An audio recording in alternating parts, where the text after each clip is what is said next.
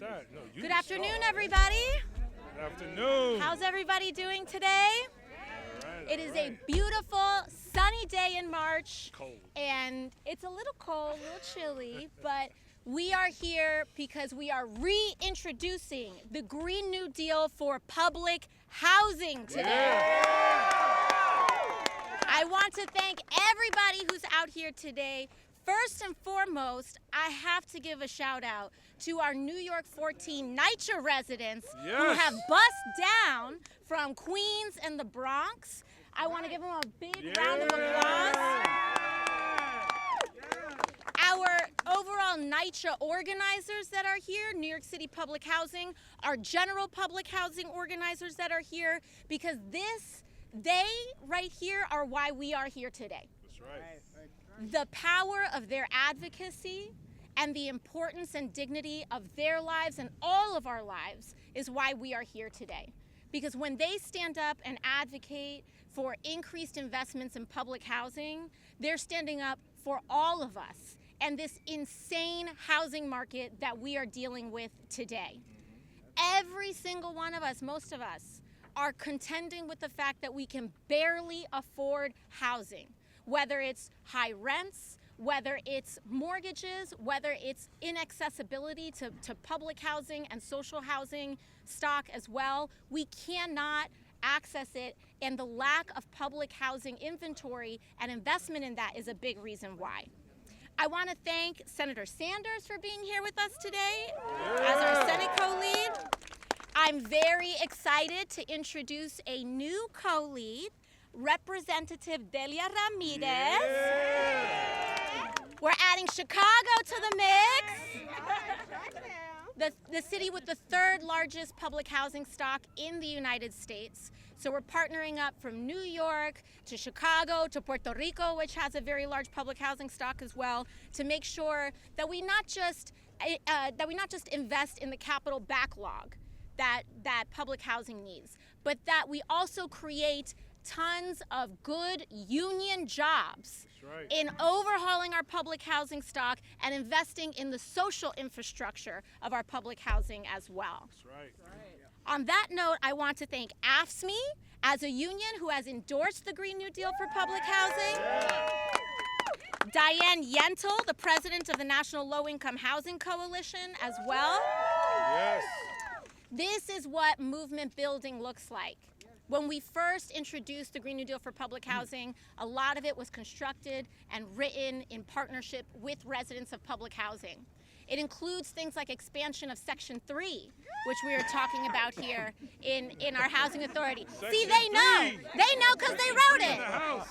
They know because they wrote it, which means that when we talk about creating good union jobs in order to invest in NYCHA and public housing across the country, in order to retrofit our public housing stock so it can be based on renewable energy sources produced on site, so that kids don't have to be exposed to increased asthma risk, so that people can be able to live in healthy housing. But when we create those jobs in doing that, those jobs are going to be good, they're going to be union, and NYCHA and public housing residents are going to have first at-bat to get those jobs. That's right. That's right. This is what self-sustaining community looks like. I want people to imagine a different world.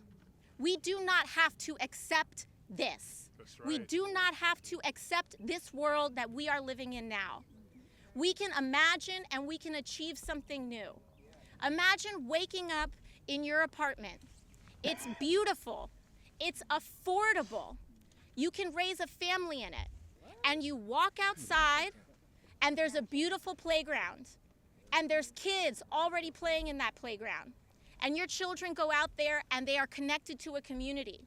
And you turn around the corner and in that building there's a community center where seniors are preparing, activities and that they're getting ready to connect with one another.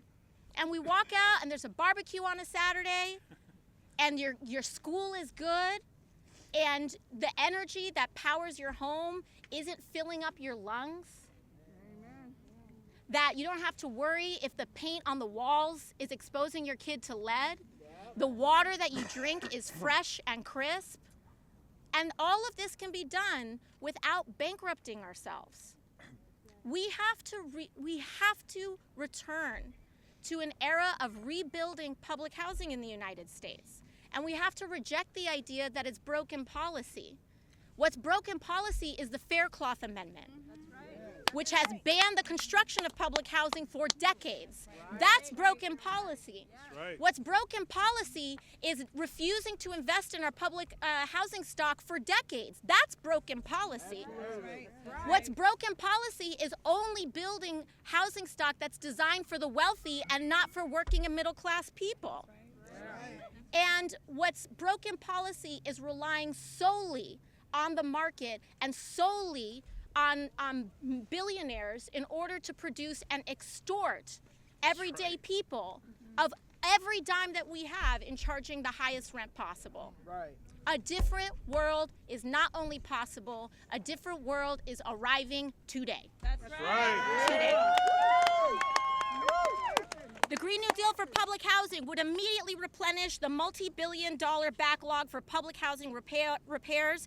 It would repeal the Faircloth Amendment. It would invest up to $234 billion over 10 years to preserve, upgrade, and expand our public housing stock. It would bring public housing down to zero carbon emissions while creating 280,000 jobs in America. Yeah. It would end the era of government neglect, demolition, and privatization of our public housing stock. This bill also addresses unsustainable rent prices. In the Bronx alone, average rent prices grew by over 7% to an average of $2,391 just last year. Wow. But public housing isn't tied to the market. So by preserving and expanding it, we can guarantee it to be affordable. It's the only housing stock that we can guarantee to be the most affordable. But most importantly, this bill would improve living conditions for the nearly 1 in 20 Americans who live in public housing. 1 in 20. Of the over 300,000 public housing residents living in New York alone, about 73 come from marginalized backgrounds, and 57% are elderly or disabled. They matter. Our seniors matter. Our elders matter. Right. Our disabled brothers and sisters matter. Yes. And we are sick and tired of having them priced out of our communities and treated as disposable parts of society. They are the most essential parts of our society. That's right. And with that, I just want to thank so many of our partners that are here today, and I want to hand it off to our Senate co-lead, Senator Bernie Sanders. Yeah. I want to thank Alexandria for her leadership on this enormously important issue and reiterate the point that she made. Change is not going to take place from there on down. Change is going to take place from the grassroots on up. That's right.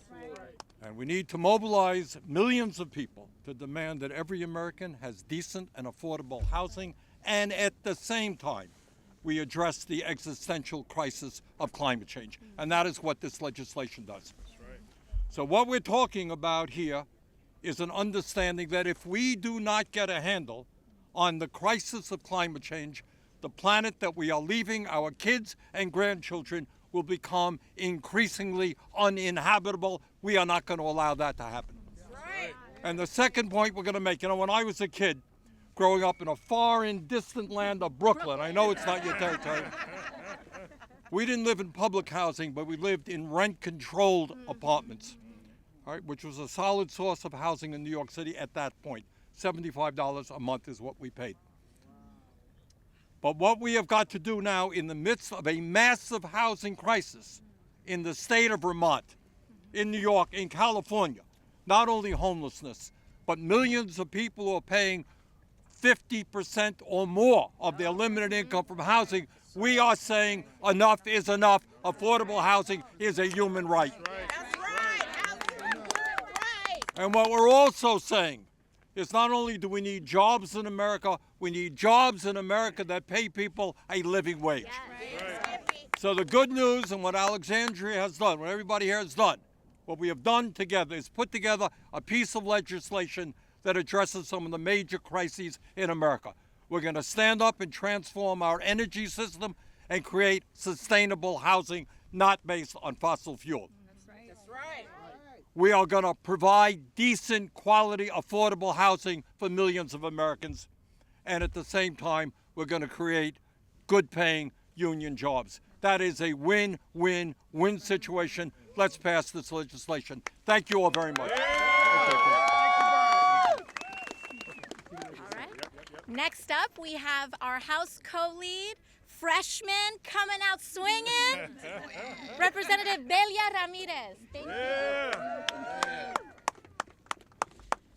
Chi-Town is in the house. Uh-oh. Listen, as I'm like right next to New York here, right? I gotta be careful. I'm alone here right now. Good afternoon, everyone. It is a gorgeous, sunny, beautiful day to be with all of you. As we all know, what we've been chanting, what we've been hashtagging, and what we've been working on, making housing a human right. I get to represent Illinois' 3rd Congressional District.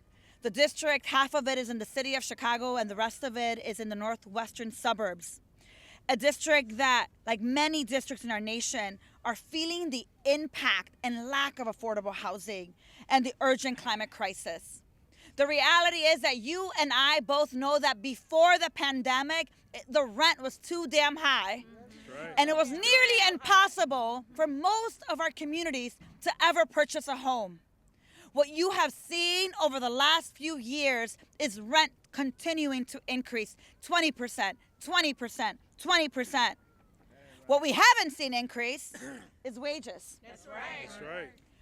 Just in Illinois, there's a staggering shortage of over 293,000 affordable homes. 10,431 people are experiencing street and shelter homelessness at any given day. In my district, more than 20,000 Latinos have been displaced since 2000. Families spending 75% of their income of rent and utilities. Many of them doubled up and tripled up, and you know that according to our HUD definition, that doesn't technically mean homelessness by the number we see. So we know that the number of people at risk of homelessness, experiencing homelessness, is so much higher. Folks, the time for bold policy and transformative investment, as you heard from my colleague, I love to say, from New York City, Alexandria Ocasio-Cortez, that investment day is today.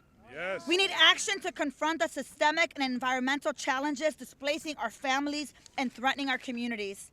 As someone who believes to my core that safe, stable, sustainable, resilient, affordable housing is a human right, I am excited to be here today, standing by the side of committed activists and leaders. Yeah. You have been saying and doing this work. That's right, say it again. Housing is a human right. Housing, right. That's right. So as she said that, I was standing there and thinking, I grew up as a little girl going to different protests and chanting around affordable housing. And, we would go to places and we'd start our chant by saying, our protests and our chants, what do we want? And then the people would respond, affordable housing. When do you want it? Now. What do you want? Affordable housing. When do you want it? Now. So why I share that with you is that I've been working on affordable housing for a very long time, but I would be at other protests fighting for wages. I would fighting for immigration reform. And when people would say, what do you want? They would say immigration reform. I'd say affordable housing. It was so instilled. It is so instilled in me, right? That I cannot hear the question, what do you want? I mean, even at home, I was like, affordable housing, and I want it now. We know that we have been working for this for a very long time, and it is why the Green New Deal for Public Housing Act of 2024 is here. It's transformative investment in housing, particularly public housing that goes above and beyond what we've seen before. It's an investment in clean energy economy that increases energy efficiency, it lowers costs for families, and it creates the good paying job opportunities we deserve. It's an investment in clean, healthy future for generations to come with thriving communities and resilient cities. I want to end by saying to every young advocate here, and we're all young in our heart. Thank you. All of them. No, not you. I was looking at him. I was looking at him. I want to say thank you. You know exactly what's at stake in this moment. You know exactly what we're experiencing every single day. And there are days that in this place, it may feel like we're not moving forward. But I want to say to you, thank you, because you remind us that we cannot afford to give up, that this crisis is real. But you have chosen hope. You have chosen action. You have chosen to fight for our future and for each other. So to our activists, to our organizers, to our leaders, to our cities, thank you. Now let's get this bill passed. Yes.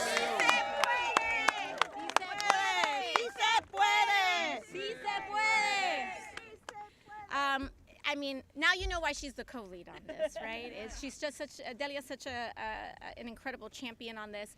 And I think it's important to send one message before we introduce our next speaker. Housing policy, and I want to send this message very clearly, not just to all of Congress, but including to the leadership of the Democratic Party. Any housing platform that does not include public housing is not good enough. That's right. That's right. Is not good enough. And so there's no convenient forgetting here. Unless public housing is explicitly addressed, we do not have a housing plan. Not as a platform, not as a party. There's a lot of different things to address. Social housing, mortgages, interest rates, but any true housing policy must include a commitment to public housing, point blank, period. That's right. With that, I'd love to introduce Representative Jamal Bowman. Good afternoon, everyone. It's great to be here. Thank you so much, Congresswoman Ocasio-Cortez, for inviting me. Thank you for your leadership, and thank you to the activists. This is what policy making is supposed to look like, y'all. It's not just about us coming here as individual representatives, elected officials, doing this work on our own. We have to do this work in conjunction, in collaboration, and in alignment with people who have been doing this work their entire lives. So thank you for your organizing, for your love, and for your leadership. Housing is a human right. Fight, fight, fight. Housing is a human right. Fight, fight, fight. The rent is too damn high, y'all. Oh, yeah. It's been too damn high for decades. I lived in public housing. I lived and was raised in public housing and rent-controlled apartments. The minute a state law changed, my mother had to move out and lose her 2-bedroom apartment and moved into a studio apartment in recently gentrified South Bronx, New York. And that is the story of millions of people across the country. And my mother was lucky enough to be a union worker for the post office for 33 years. So she had a good enough pension to keep her in that studio apartment. But how many people aren't so lucky and aren't so fortunate and have been left behind by our elected officials for far too long? Too many. And that's why we have this unhoused crisis all over this country. It is plantation capitalism to have someone paying 40, 50, 60% of their salary towards rent. That is plantation capitalism. Rent should be capped at 20% of someone's salary. That's where we need to take it. And as we rebuild our cities and as we rebuild our country to ensure that every single person has a home, we need to invest and pass the Green New Deal for public housing. That's right. It deals with the issue of unemployment and underemployment. It deals with the issue of the climate catastrophe that we are living in, and it deals with the issue of lack of affordable housing in our country. As the senator said, win, win, win. But I also want to plug, we must also pass the Green New Deal for public schools. Because the Green New Deal for public schools, working in conjunction with the Green New Deal for public housing, is a form of reparations for our historically marginalized communities. And as someone who has worked in public education for 20 years before running for Congress, housing, stable, affordable, safe, clean housing impacts how our kids learn in our public schools. Take them to school. Housing is health care. Housing is about self-esteem and self-worth and love and care for your community. When you feel that way, going to school, you're going to perform better in school. So Congress needs to get this done. That's right. And organizers, please, I know you already do this, but I'm shouting out the millions of people who haven't been activated yet across the country. Organize in your local communities. That's right. Organize at the city level, county level, state level to move legislation and money to invest in green housing. So thank you so much, my sister. It's an honor to work with you every day in this interesting place. And thank you to all the organizers for your love and care for our communities. Thank you all so much.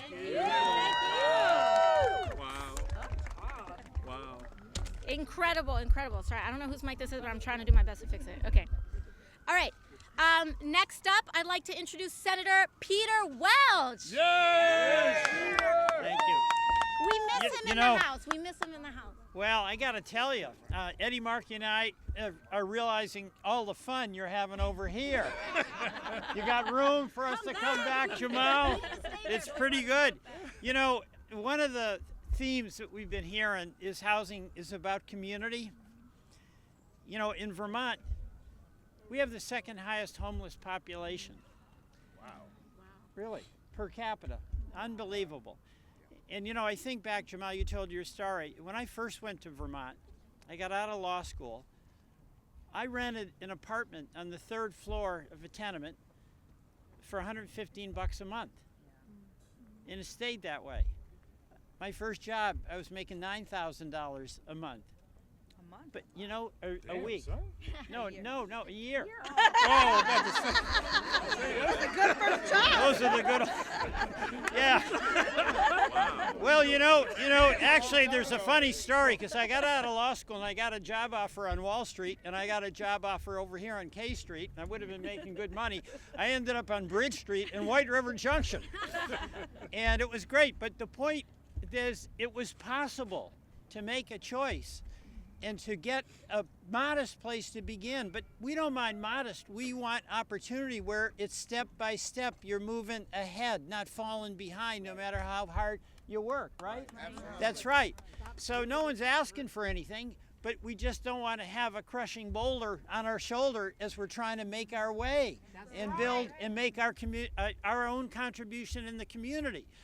And you know, what happens so often is that when it becomes impossible to afford just basic shelter, an apartment or a house, the blame starts getting focused on the people who can't afford it. I know. That's right. Isn't that right? That's right. Why don't you do something? Why don't you look harder?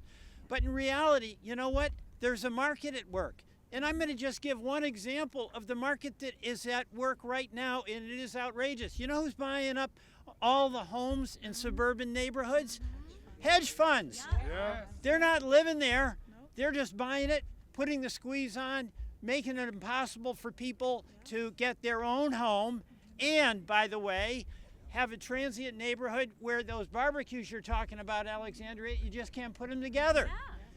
And you know what?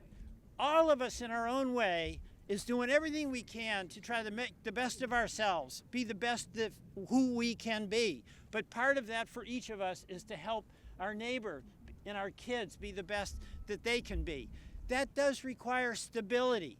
It requires continuity. It requires commitment. It requires effort. But it also requires an affordable home, an affordable apartment. Right. And when we've got a market that now caters to folks who can show up and pay cash, and where hedge funds can come into communities and buy up every other house, so that folks who want to build that community where they coach Little League, where they have a community barbecue, where they have school plays that they go to and are proud to see not just their own kid performing, but they're thrilled to see their neighbor's child getting along and performing as well.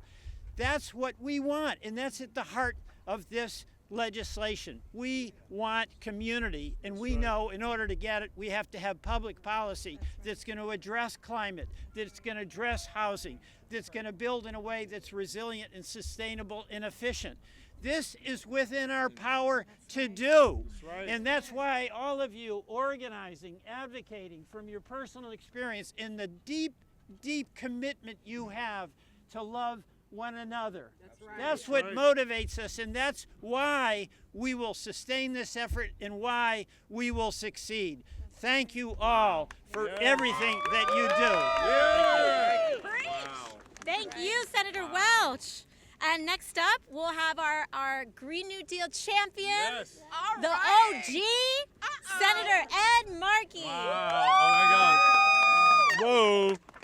So this is such a great day. It's such a great day because,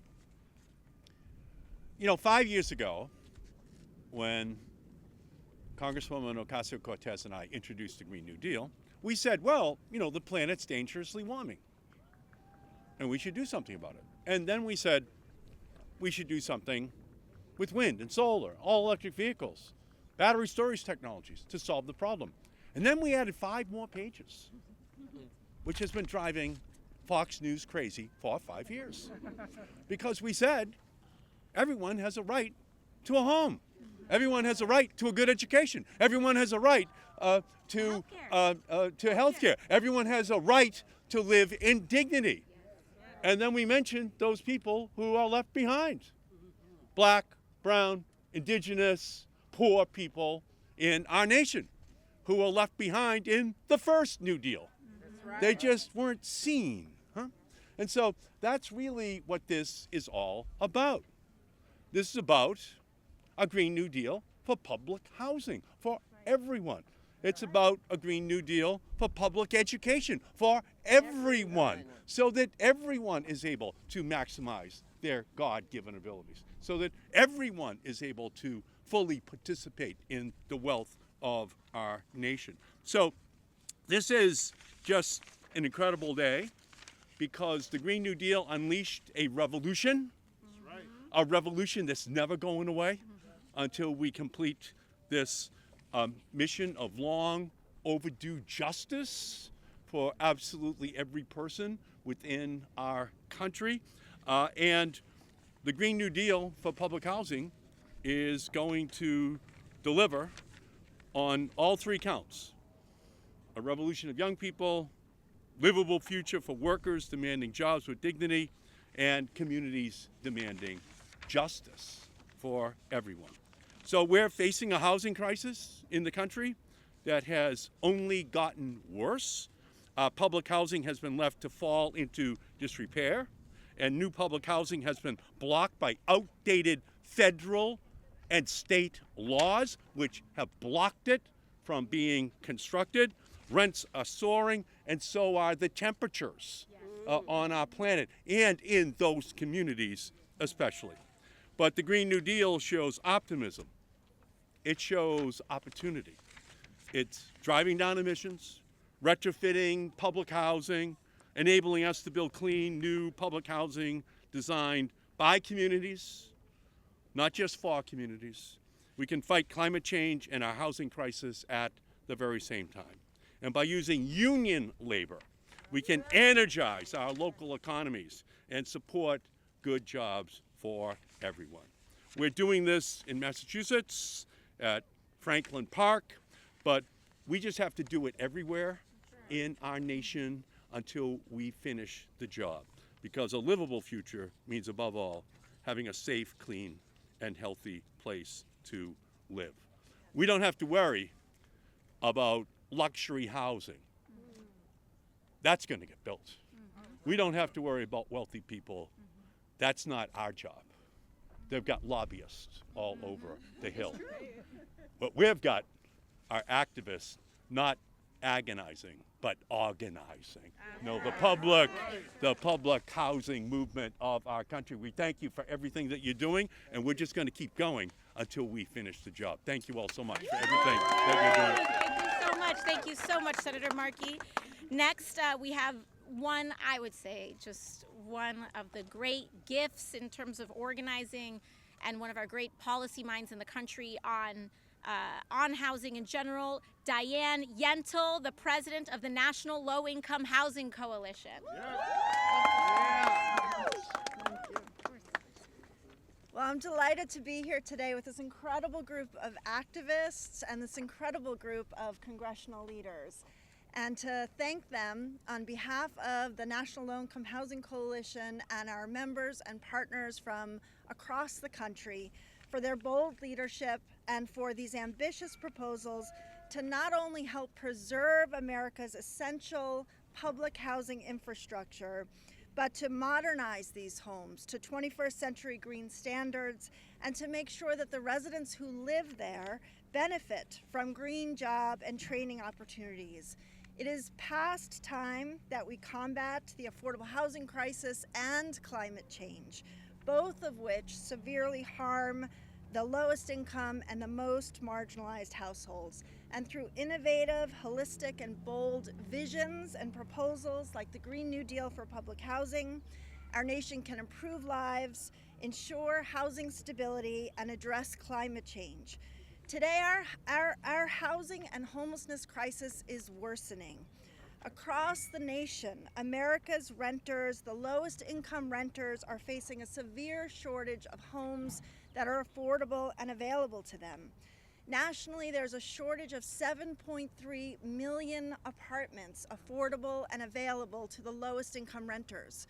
So another way of saying that same number is for every 10 of the lowest income families, there are fewer than 4 apartments that are affordable and available to them.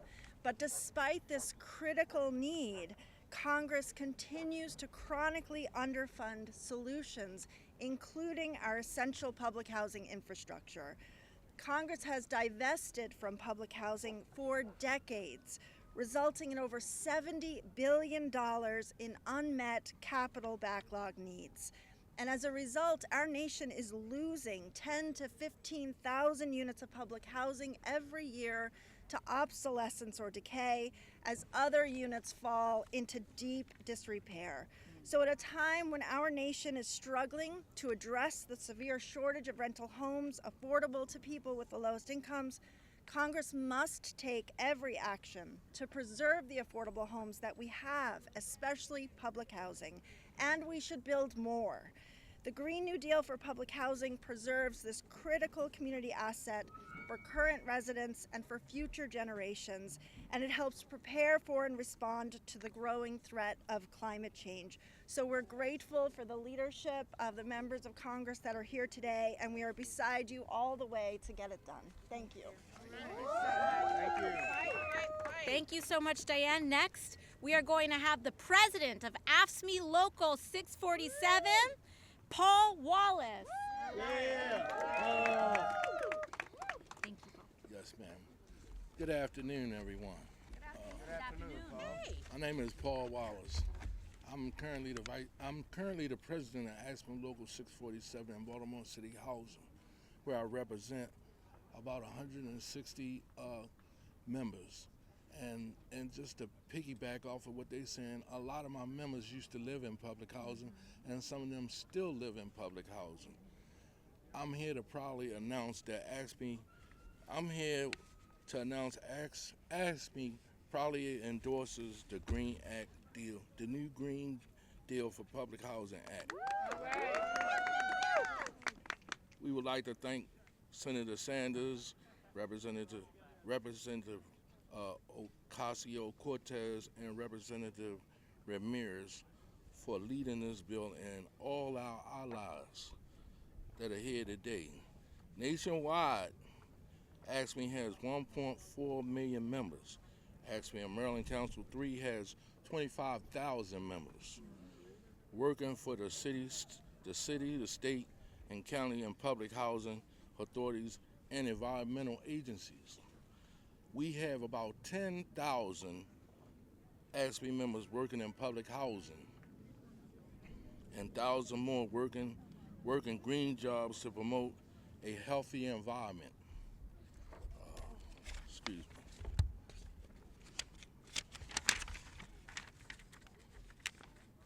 My title, really, I'm the president, but my title is maintenance technician. I work on these houses. I'm proud. At first I didn't know what this job and what it meant, but I'm proud of the job that I do. I said, because I'm an example to the kids that are in these poverty places, that you can do better, and that I'm here to help you in any way that I can. Our job is to make sure that the houses are like we want to live in. That's right. And when I go into repair, that's what I do. That's what my team does. That's what we promote. We meet the residents. We talk to contractors and vendors. Like, we develop like a family. We become family to them. And so this Green New Deal is great. When I started, I had to tell you, I try to briefly say that I've been working for housing for 36 years. I currently come out of Potomac Job Corps here, and I went into maintenance there, and I've been there ever since, and I don't think I'm going nowhere no time soon. But I really love this job. And because of the people, the kids, the seniors and things like that, they need our help.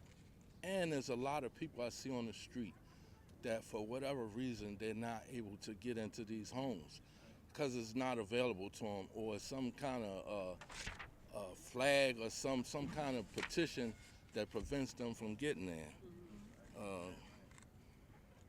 Americans need this bill. It's increasing funding to repair, modernize, and green American public housing. Like I said, when I come here, I first started off in landscape, and every year we were putting grass down, we were beautifying the neighborhoods and things of that nature. That's almost done went to waste. When you go in there, the dirt is almost like concrete. This Green Act, they come outside, they have to put down rubber playgrounds because there's no grass there. If they fall on the ground, on the dirt, they can actually hurt themselves like they falling on concrete. So this Green Act is essential. This bill ensures families live in safe and decent, affordable housing, and is permanently there for our kids and our grandkids. Excuse me.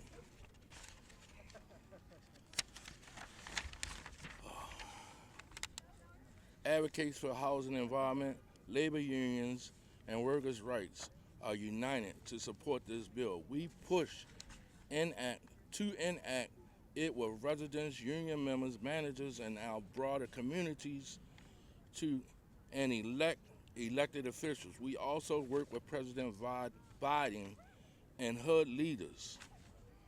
Housing, again, is a human right. Right. It's a human right. And it's been put on the back burner for a long time, and it's time that we change things. We thank you and have a blessed day. Thank you. Thank you for what you do. Thank you so much. No, ma'am. Thank you. Thank you. Thank you so much. Next, I'm very, very proud to introduce our next speaker, a NYCHA organizer herself, a resident of New York City Public Housing herself, Jasmine Sanchez. All right, Jasmine. Thank you. Good afternoon, everyone. My name is Jasmine Sanchez, and I'm a lifelong resident of public housing.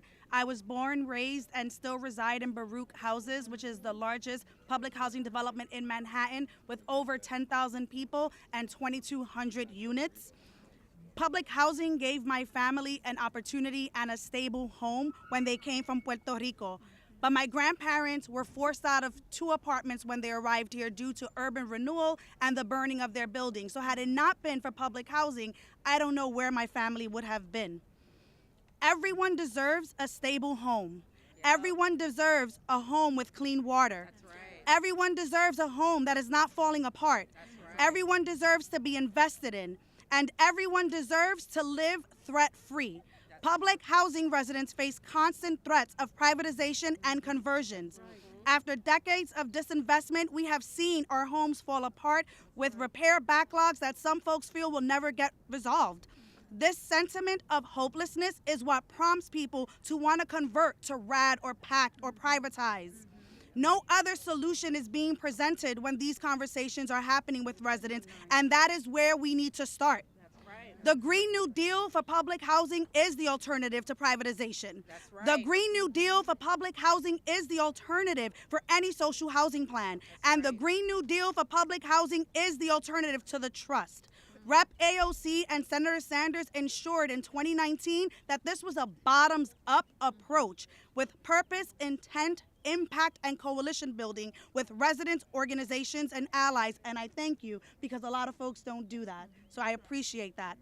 This bill not only invests in each unit, but it ensures that we receive energy-efficient appliances, that we have regulated cooling and heating systems, that we're able to generate our own power, but there is an investment in the actual tenant that no other piece of legislation has. The investment that they secure a job, a union job, which is one of the key tenets of public housing. So let's get back to that.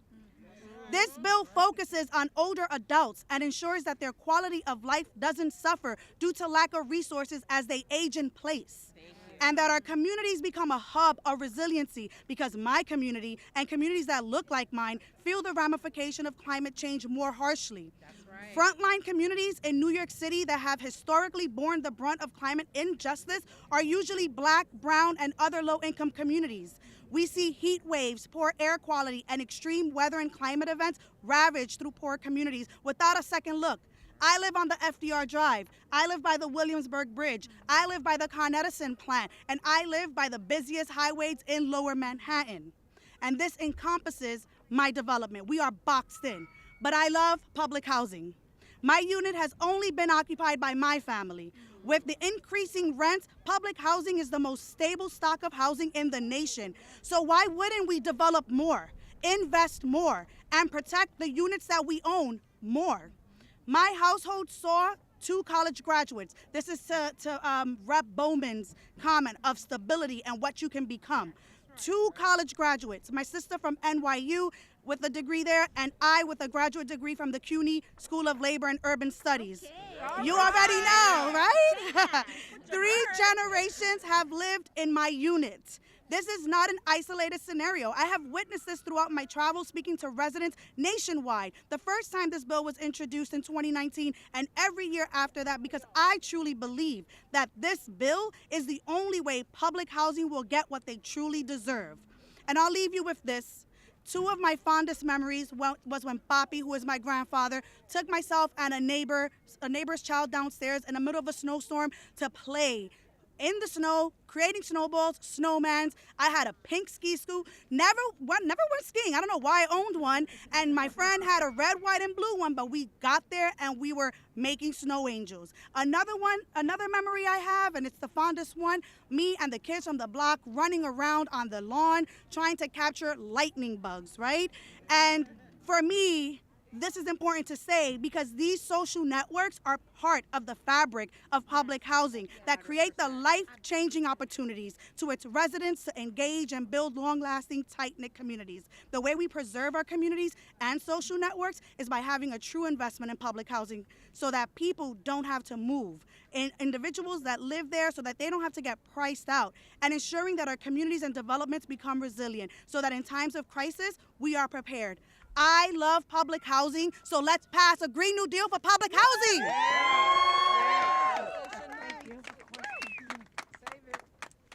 Next up, we have Shakia Cato, tenant at Reed Houses. Hi, welcome.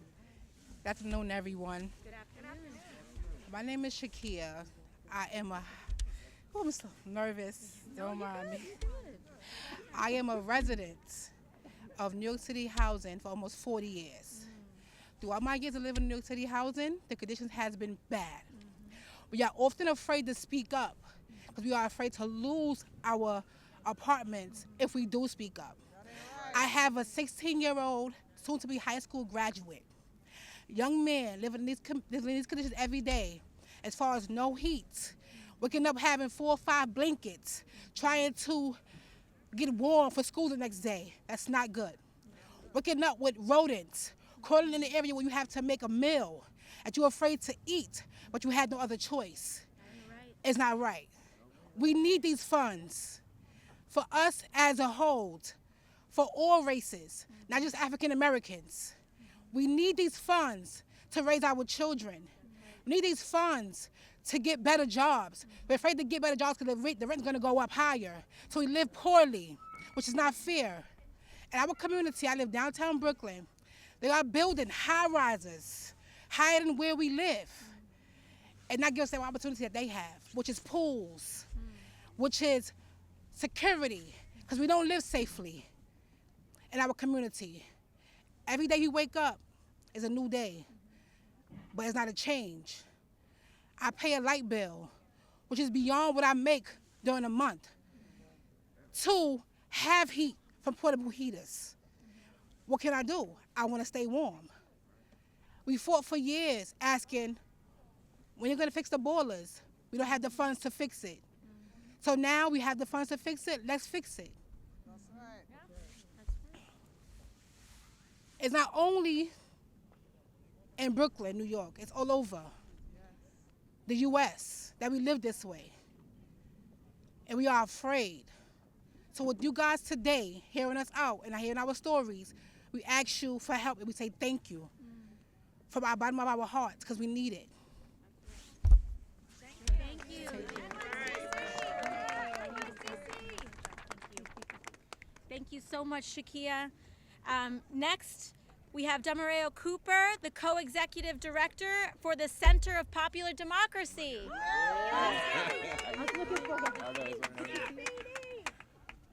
How you all doing? I don't know if these mics are going to pick me up from all the way up here, but my name is Ramirez Cooper. I'm from Akron, Ohio. I'm from a place in Akron, Ohio called The Bottom. And The Bottom was the bottom of a hill, but it was also the bottom of the economic system, and it was the projects. We grew up there. But what that place allowed was for us to have relationships with our family. It allowed us to be able to grow. My sister and I, my mom was a single parent. She used that space and that stability to build our life.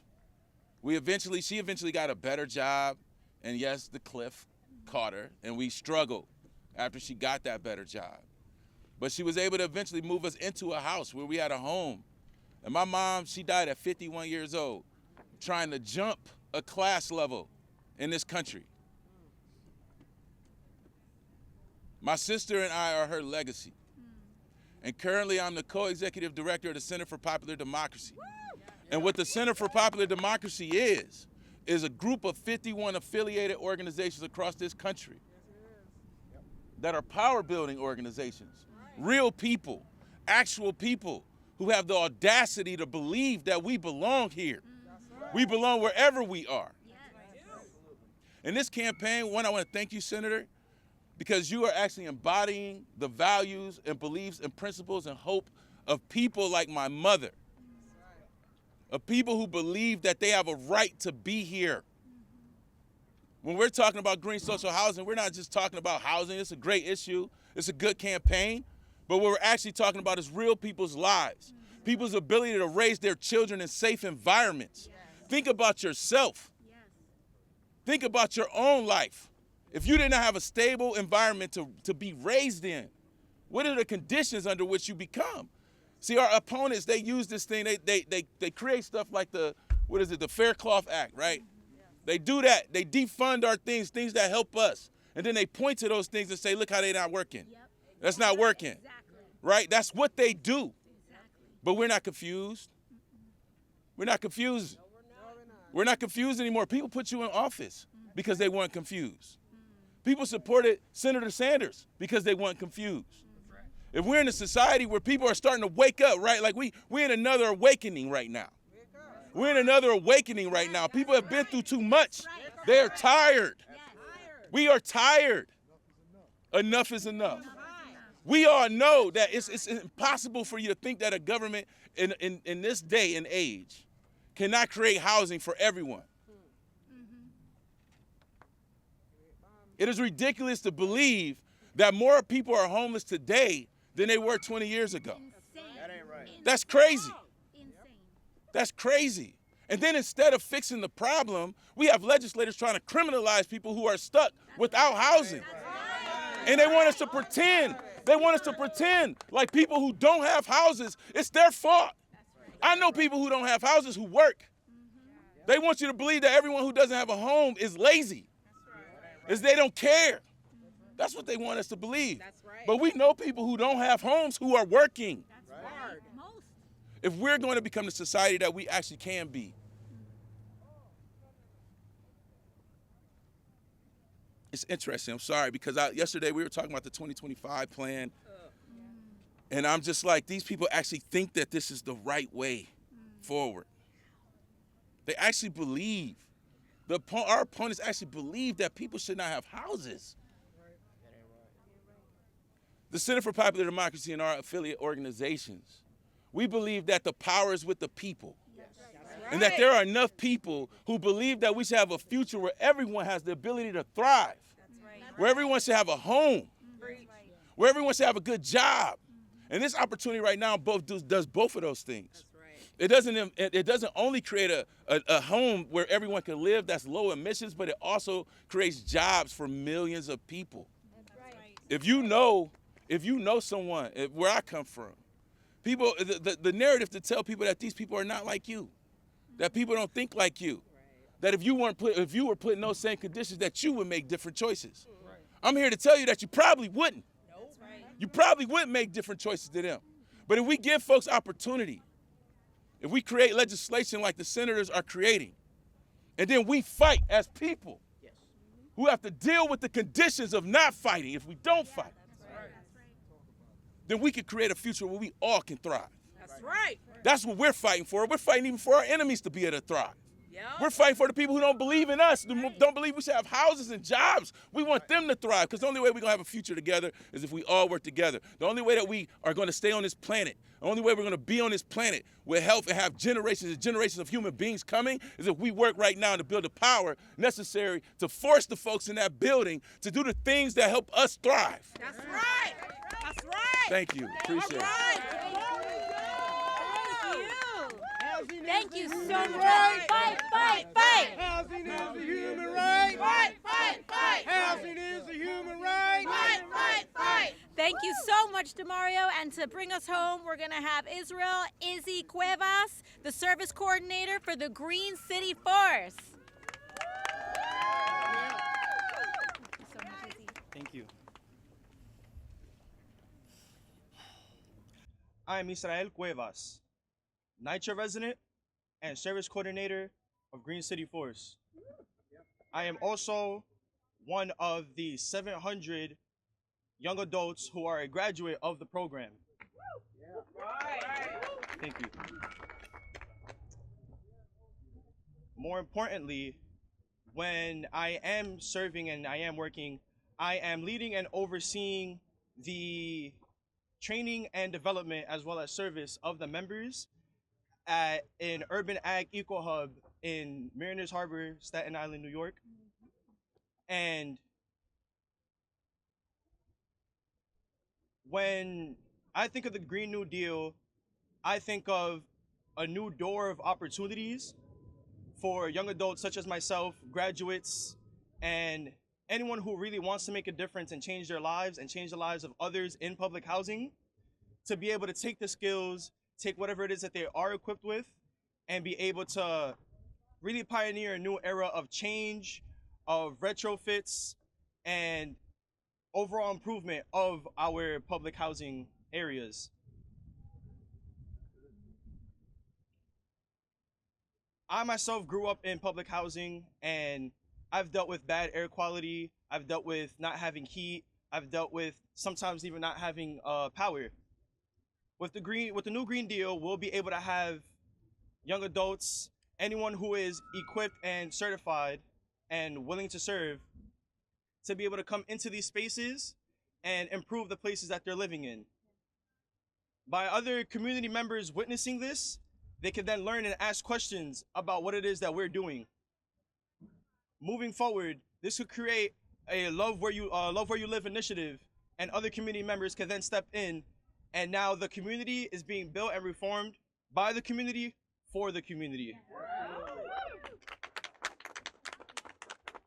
I myself served 2 AmeriCorps terms at this site in Staten Island, Mariners Harbor, Staten Island.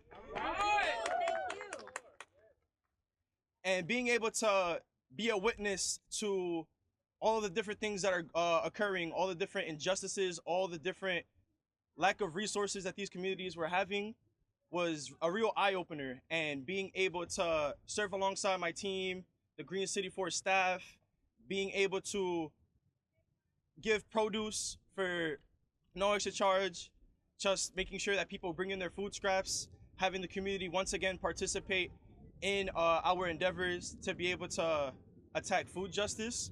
And since we use those scraps to then use it to make compost, our food that we're growing is by the community, for the community. I want to leave you guys with this. I challenge everyone who's here today, activists, leaders, everyone, to take your next step in your part and your role in making this new Green Deal equitable, sustainable, and comfortable for all public housing residents. Thank you for this opportunity. Have a great day, everyone. Thank you so much. Thank you. Speak for a second. I want to speak a little bit as to why everybody here is important. But I want to speak a little bit about the importance and significance of Israel being here today. Because what we've been able to propose in all of this is, I think a lot of what you represent is the vision of all Green New Deal policy coming together. Because a couple years ago, we introduced legislation to create and establish a civilian climate corps so that young people could learn and develop the skills and jobs in caring for their communities. And when we pair that with the Green New Deal for public housing, we create a pipeline of talent in order to invest in our communities. That climate corps turns into a union job, turns into new landscaping for our public housing. And what Israel does with the Green City Force, because we just signed in and we just won an American Climate Corps last year, and we will expand it, but we've been able to already move ahead on the city level and build the NYCHA Climate Corps, the Public Housing Climate Corps. And what Israel does is that he helps public housing residents compost their food. He helps them grow. He helps them grow garden beds and teach folks how to grow their own food, to lower their own grocery costs. And eventually, we want to help people learn how to install solar panels on public housing, and making sure that they don't have to rely on a boiler that's going to get flooded and turned out, but that we can get that energy from the sun. So thank you so much, Israel, for your leadership and your service to our country. With that, we'll open up for a brief Q&A, and then we'll head out for our day.